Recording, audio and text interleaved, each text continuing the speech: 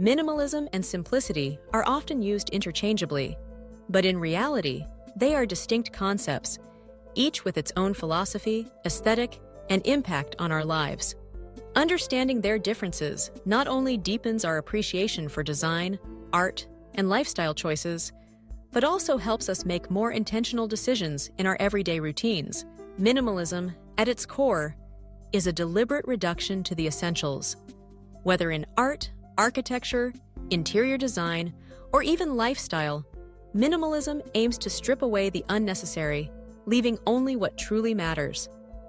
The roots of minimalism can be traced to movements in post-World War II Western art, where artists sought to eliminate distraction and focus on pure form, color, and material.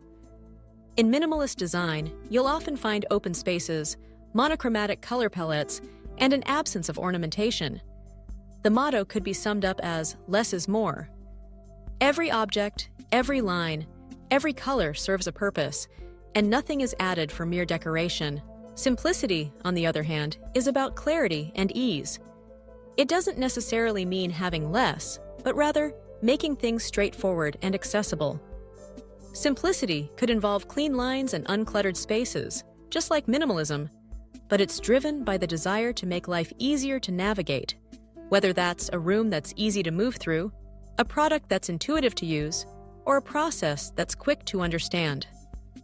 Simplicity values function and user experience above all. If minimalism is about reduction for the sake of art or philosophy, simplicity is about reduction for the sake of usability and comfort. Consider, for example, a minimalist living room. The space might feature a single low-profile couch, a coffee table, and bare white walls. There are no extra cushions, no patterned rugs, and no decorative trinkets. The room feels serene and almost empty, encouraging reflection and calm. A simple living room, on the other hand, may have more objects: a comfortable sofa with a few cushions, a bookshelf with neatly arranged books, perhaps a plant or two for a touch of color. The aesthetic is clean and unpretentious, but not stark. Everything has its place and purpose, yet the space feels warm, lived in, and inviting. The difference becomes even more apparent in lifestyle choices. Minimalism, as a way of life, encourages owning fewer possessions and eliminating distractions to focus on what truly matters: relationships, passions, and experiences. It often involves a rigorous process of decluttering and reassessment, challenging us to question the value of each item we own or activity we commit to. Simplicity, by contrast, is less about how much you own or do, and more about how you organize and prioritize. A simple lifestyle might include routines that streamline daily tasks, clear communication, and an emphasis on what brings joy or peace. It's about finding ease and flow, not necessarily living with the bare minimum. Both minimalism and simplicity can lead to greater freedom, less stress, and increased clarity.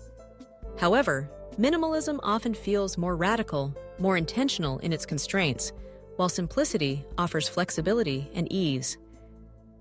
You might choose minimalism if you're drawn to discipline and purity, or simplicity if you value comfort and straightforwardness.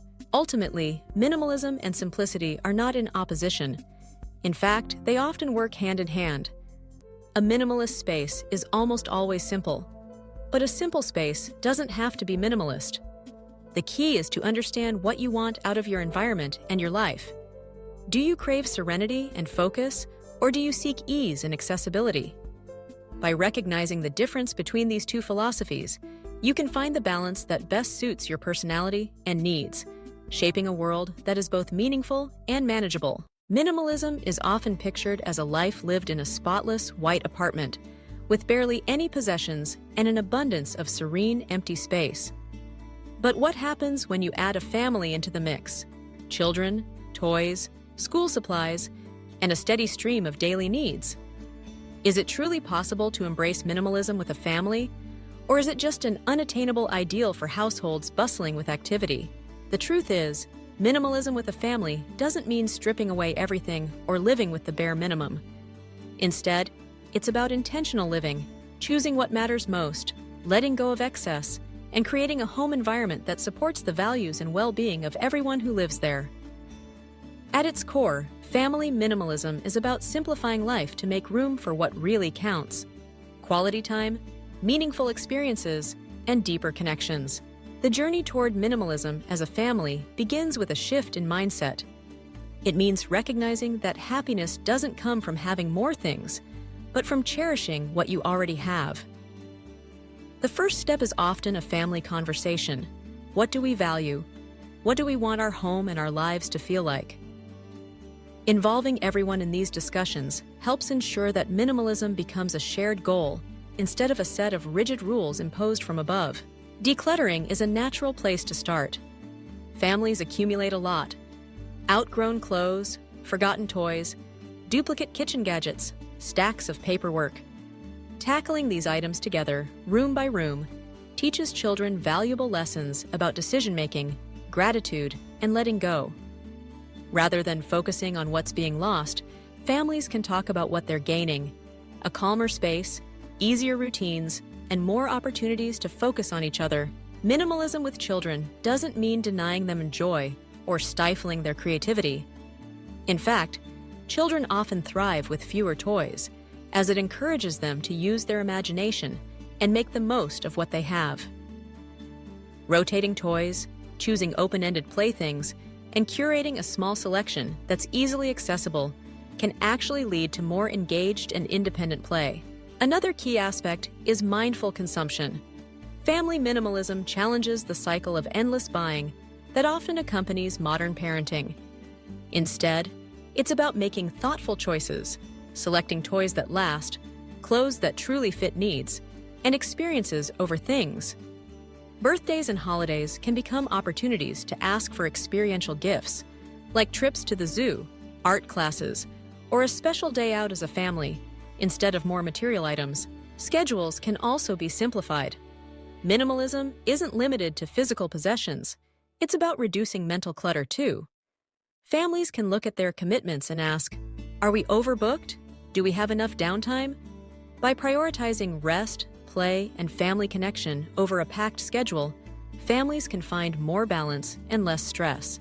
However, minimalism with a family isn't without challenges. Children's needs change quickly, and sometimes more stuff is necessary. It's important to be flexible and compassionate, recognizing that perfection isn't the goal.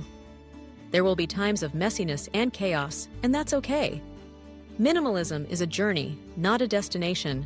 Ultimately, minimalism with a family is not only possible, it can be deeply rewarding. It's about creating a home that feels peaceful and supportive, where every member of the family has space to grow, play, and connect. By focusing on what truly matters and letting go of the rest, families can discover that less really can be more. More time, more freedom, and more joy together. Embracing minimalism is an exciting journey, a chance to clear away the clutter and focus on what truly matters. But for those just starting out, the path isn't always straightforward. In the rush to simplify, new minimalists often encounter common pitfalls that can hinder their progress or even lead to frustration. Today, let's explore 5 mistakes that new minimalists frequently make and how to avoid them so you can build a life that's lighter, more intentional, and genuinely fulfilling. First, one of the biggest mistakes is treating minimalism as a one-time purge. It's tempting to believe that a single massive decluttering session will solve everything. You haul boxes out of closets, clear your shelves, and feel a burst of satisfaction as your space empties out. But minimalism isn't just about getting rid of stuff. It's a mindset shift.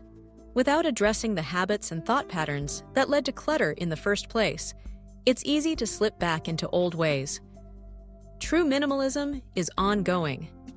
It's about making conscious choices every day, asking yourself whether the things you bring into your life align with your values, and being mindful about consumption, not just once, but always. Second, new minimalists often compare themselves to others.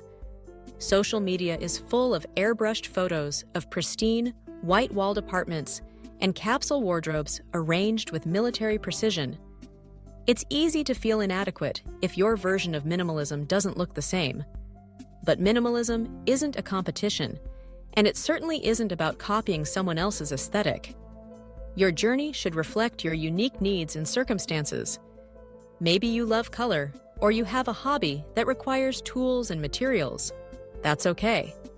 The goal is to create a space and a life that supports your own happiness and well-being, not to measure up to someone else's ideal. Third, many people new to minimalism focus only on the physical, forgetting the importance of mental and digital clutter. It's rewarding to clear out closets and drawers, but what about your overflowing inbox, your overcommitted schedule, or the mental noise of constant notifications? Minimalism extends beyond possessions. It's about simplifying every aspect of life. Take time to evaluate your digital habits and your commitments. Are there subscriptions you never use, or meetings you don't need to attend? By decluttering your mind and your calendar, you create more space for what truly matters: connection, creativity, and peace. The fourth mistake is being too extreme, too quickly. Inspired by the stories of people living with only 100 possessions or traveling the world with a backpack, some new minimalists go to the other extreme, getting rid of everything they own. But minimalism isn't about deprivation or self-denial. It's about intentionality. If you let go of things you actually use or cherish, you may end up feeling deprived, frustrated, or even resentful. Instead, move at your own pace. Start small, with one drawer or shelf. Reflect on how each change feels, and let your comfort level guide you. Remember, minimalism is a tool, not a test. Finally, new minimalists sometimes forget to focus on what they're gaining rather than what they're losing. The process of letting go can feel daunting, especially when sentimental items are involved. But minimalism isn't about living with less for the sake of less. It's about creating room for more time, more freedom, more energy for the people and experiences you love. By letting go of excess, you're making space for deeper relationships, meaningful pursuits, and a greater sense of peace. Minimalism is a deeply personal journey, full of challenges and rewards. By avoiding these common mistakes, you can build a life that's both simpler and richer, one that reflects your values and brings you joy every day.